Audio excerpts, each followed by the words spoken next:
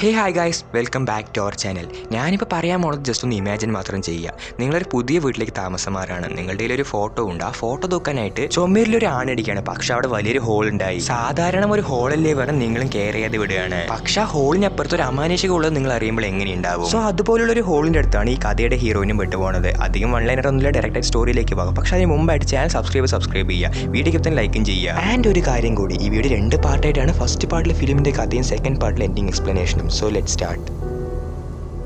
രാവിലെ എണീറ്റ് കുക്ക് ചെയ്തുകൊണ്ടിരിക്കുന്നില്ലേ, ഇവളാണ് നമ്മളുടെ ഹീറോയിൻ. ഇവളെക്കുറിച്ച് പറയുകയാണെങ്കിൽ ഇവളിപ്പോൾ ഒരു സിംഗിൾ ആയിരിക്കും. പക്ഷേ ഇവളുടെ എക്സ് ബോയ് ഫ്രണ്ട് ആണെങ്കിൽ ഒരു ടോക്സിക് ആയ ബോയ് ഫ്രണ്ട് ആയിരിക്കും. അതുകൊണ്ട് തന്നെ ഇവളെ വെറുതെ മെന്റലായിട്ടും ഫിസിക്കലായിട്ടും അബ്യൂസ് ചെയ്തിട്ടുണ്ടാവും. ആ അബ്യൂസായ ഇൻസിഡൻസ് കാരണം തന്നെ ഇവളിപ്പോൾ ഒരു മെന്റൽ ട്രാമയിലാണ്. അതുകൂടെ ഒരു ഫോബിയ കൂടിയുണ്ട്. അത് വേറൊന്നും ആയിരിക്കില്ല, വീട്ടിന്റെ വെളിയിലേക്ക് ഇറങ്ങിക്കഴിഞ്ഞാൽ പാനിക് അറ്റാക്ക് വന്ന് മരിച്ചു പോകുന്നതായിരിക്കും ഇവളുടെ പേടി.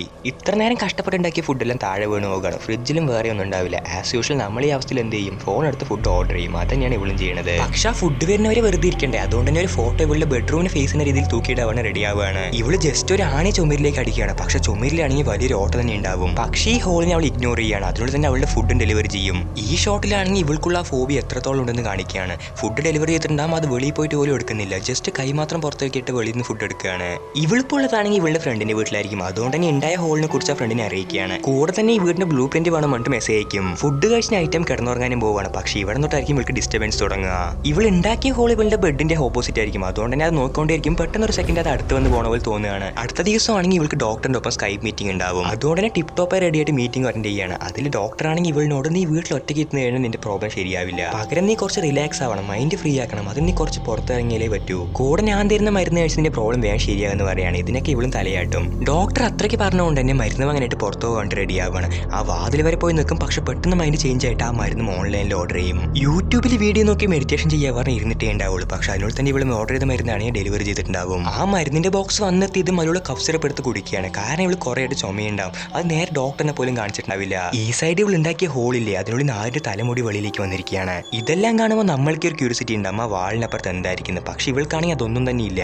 ആസ് യൂഷ്വൽ ഇവൾ കിടക്കാൻ പോകുന്നതിന് മുമ്പ് ബ്രഷ് ചെയ്യാൻ പോവുകയാണ്. ഇവൾക്ക് ആ ടൈം ആണെങ്കിൽ ചുമ ഇന്റൻസ് ആയി വന്നിട്ടുണ്ടാവും. പക്ഷേ ഇവളാണെങ്കിൽ കഫ് സിറപ്പ് ഒരു മരുന്നാണെന്ന് പോലും ചിന്തിക്കാതെ ഒരു അളവില്ലാതെ കുടിച്ചുകൊണ്ടേയിരിക്കും. നൈറ്റ് ടൈം ആകുമ്പോൾ ഇവളാണെങ്കിൽ വീട്ടിലുണ്ടാവുന്ന ഹിഡൻ പ്ലേസസിനെ കൂടി സെർച്ച് ചെയ്യാണ്. പക്ഷേ ഇവൾക്കാണെങ്കിൽ ഒരു തുമ്പും കിട്ടിയിട്ടുണ്ടാവില്ല. അതുകൊണ്ട് തന്നെ ക്ലോസ് ചെയ്ത് കിടക്കുകയാണ്. പക്ഷേ ഇവളുടെ ഓപ്പോസിറ്റ് ആയിരിക്കും ആ ഹോൾ ഉണ്ടാവുക. ആ ഹോളിൽ നോക്കിക്കൊണ്ടേയിരിക്കുമ്പോൾ ആ ഹോൾ ഇവളിന് പെട്ടെന്ന് പ്രോസസ് ചെയ്യും. ഇവളും ഇവളുടെ കൺട്രോൾ ഇല്ലാതെ തന്നെ ഒരുമാതിരി അൺകോൺഷ്യസ് ലെവലിൽ ആ ഹോളിന്റെ അടുത്തേക്ക് പോകുകയാണ്.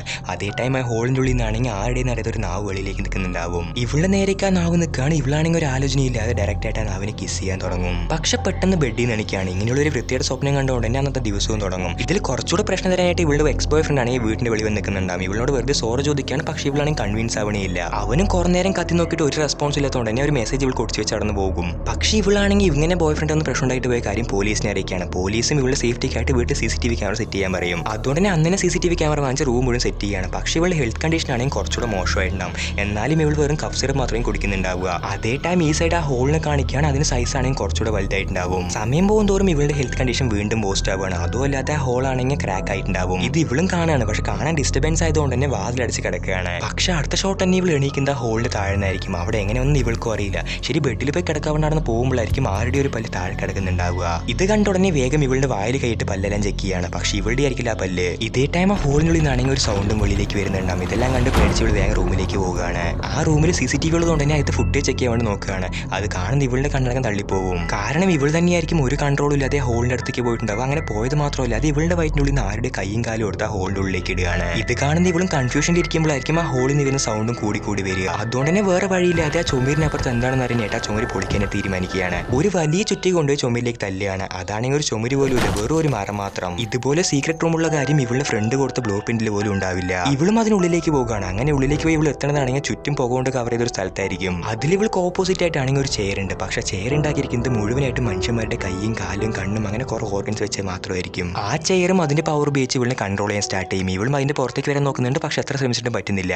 അങ്ങനെ അവസാനം ആ ചെയർ അതിലേക്ക് അവളിനെ ഇരുത്തുകയാണ്. കൂടെ തന്നെ മനുഷ്യന്മാരുടെ തലയോട്ടിയും പല്ലും വെച്ചുണ്ടാക്കിയ ഒരു കിരീടം ചെയ്ത് അവൾക്ക് വെച്ച് കൊടുക്കും. അത് വെച്ചതും അവൾക്ക് എവിടെ നിന്നില്ലാത്തൊരു പവർ കിട്ടിയ പോലെ തോന്നുകയാണ്. പക്ഷെ അതിനുള്ളിലായിരിക്കും ആ ചെയർ അവളിനെ അബ്യൂസ് ചെയ്യാൻ സ്റ്റാർട്ട് ചെയ്യുക. ഇവളും അതിൽ നിന്ന് വെളിയിലേക്ക് വരാൻ നോക്കുന്നുണ്ട്. പക്ഷെ അതിൽ നിന്ന് വരുന്ന കുറേയധികം കൈകൾ ഇവളും ടൈറ്റായിട്ട് പിടിച്ചിട്ടുണ്ടാവും. പക്ഷെ എന്നാലും ഇതിൽ നിന്ന് രക്ഷപ്പെട്ട് വെളിയിലേക്ക് വരികയാണ്. വെളിയിലേക്ക് വന്ന ഇവളാണെങ്കിൽ ഇവൾ കൈയോടെ കൊണ്ടൊന്ന് ചുറ്റി ഉപയോഗിച്ച് ചെയറിലേക്ക് തല്ലുകയാണ്. പക്ഷെ ഡയറക്ടർ ഇവിടേക്ക് നമ്മൾ ട്വിസ്റ്റ് വെച്ചിട്ടുണ്ടാവുക. ഇവൾ ശരിക്കും തല്ലുക ചെയറിലേക്കായിരിക്കും ഒരു കാറിലേക്കായിരിക്കും. ആൻറ്റി ഇപ്പോൾ ഉള്ളതാണെങ്കിൽ വ്യത്യാസമായ സ്ഥലത്തല്ല മറിച്ച് നട റോട്ടിലാണ്. ആൻറ്റി ഇവൾക്കുണ്ടായിരുന്ന ഫോബിയില്ലേ വെളിയിലേക്ക് ഇറങ്ങിക്കഴിഞ്ഞാൽ മരിച്ചോ എന്നുള്ള പേടി അത് മാറി കിട്ടിയിട്ടുണ്ടാവും. കാരണം ഇപ്പോൾ ഉള്ളത് വെളിയിലായിരിക്കും. ഇത് ഇവളെ റിയലൈസ് ആക്കുകയാണ്. അതോടെ ഡയറക്ടർ ഈ ഫിലിമിന് എൻഡ് കാർഡ് ഇടുകയാണ്. പക്ഷെ ഞാനിവിടെ എൻഡ് കാർഡ് ഇട്ടാൽ നിങ്ങളെന്നെ തെറി വിളിക്കുന്ന അറിയാം. അതുകൊണ്ട് തന്നെ ഈ സിനിമ ഒന്നും മനസ്സിലാകാത്തവർക്ക് വേണ്ടി ഒരു ending explanation. Actually heroine first ഉണ്ടായിരുന്ന റിലേഷൻഷിപ്പ് കുറച്ച് അൺഹെൽത്തി റിലേഷൻഷിപ്പ് ആയിരിക്കും. അവന്റെ ബോയ് ഫ്രണ്ട് ആണെങ്കിൽ കുറച്ച് ടോക്സിക് ആയ ബോയ് ഫ്രണ്ട് ആയിരിക്കും. സോ അവന്റെ അബ്യൂസിനൊക്കെ രക്ഷപ്പെടാനായിട്ട് ഇവൾ വേറൊരു അഫെയർ പോയി പെടുകയാണ്. ആ അഫെയർ കാരണം ഇവളുടെ മനസ്സിലൊരു ഗിൽറ്റ് ഉണ്ടായിട്ടുണ്ടാവും. ആ ഗിൽറ്റിനെ ആയിരിക്കും ഡയറക്ടർ ഹോളിന്റെ രൂപത്തിൽ റെപ്രസെന്റ് ചെയ്തിട്ടുണ്ടാവുക. നിങ്ങൾ നന്നായി ശ്രദ്ധിച്ചിട്ടുണ്ടെങ്കിൽ മനസ്സിലാവും ഇവളുടെ ഹെൽത്ത് എപ്പോഴൊക്കെ മോശമാവുന്നു അപ്പോഴൊക്കെ ആ ഹോളിന്റെ സൈസ് വലുതായിട്ട് ഉണ്ടാവും. ആൻഡ് ആ ഹോളിനപ്പുറത്തുള്ള വ്യത്യാസമായ ചെയറില്ലേ അത് ഇവളുടെ അബ്യൂസീവ് ബോയ് ഫ്രണ്ടിനെ കുറിച്ചുള്ള മെമ്മറീസ് ആയിരിക്കും. അതുകൊണ്ട് തന്നെ ആയിരിക്കും ആ ചെയർ ഇവളെ അബ്യൂസ് ചെയ്തും ഇവൾ അതിനൊപ്പം റൊമാൻസിൽ ഏർപ്പെട്ടതും. പക്ഷെ കഥയവസാനം ഇവൾ ഈ ഗിൽറ്റിൽ നിന്നും ബോയ് ഫ്രണ്ട് മെമ്മറീസ് എന്നൊക്കെ വെളിയിലേക്ക് വരികയാണ്. അതായിരിക്കും ഡയറക്ടർ ഇവൾ ട്രോമയിൽ നിന്ന് വെളിയിലേക്ക് വരുന്ന പോലെ കാണിച്ചിട്ടുണ്ടാവുക. ആൻഡ് ആ ഹോളുണ്ടായ വാളില്ലേ അത് ശരിക്കും ഒരു ചുമരായിരിക്കും. ഈ കഥ മൂലം ഡയറക്ടർ നമ്മളുടെ മെന്റൽ ഹെൽത്ത് എത്രത്തോളം ഇമ്പോർട്ടൻ്റ് ആണെന്ന് പറയുകയാണ്. പക്ഷെ അതിൽ കുറച്ചുകൂടി ഹോറർ മിക്സ് ചെയ്തിട്ട്. സോ അത്രയുള്ള ഈ വീഡിയോ ഇഷ്ടപ്പെട്ട ലൈക്ക് ചാനൽ സബ്സ്ക്രൈബ് ചെയ്ത് ബെല്ലൈക്കൺ എനേബിൾ ചെയ്യുക. ആൻഡ് നിങ്ങളുടെ ഫ്രണ്ട്സിന് ഷെയർ ചെയ്യുക. അടുത്ത വീഡിയോ കാണുമ്പോൾ I am your Appu signing of.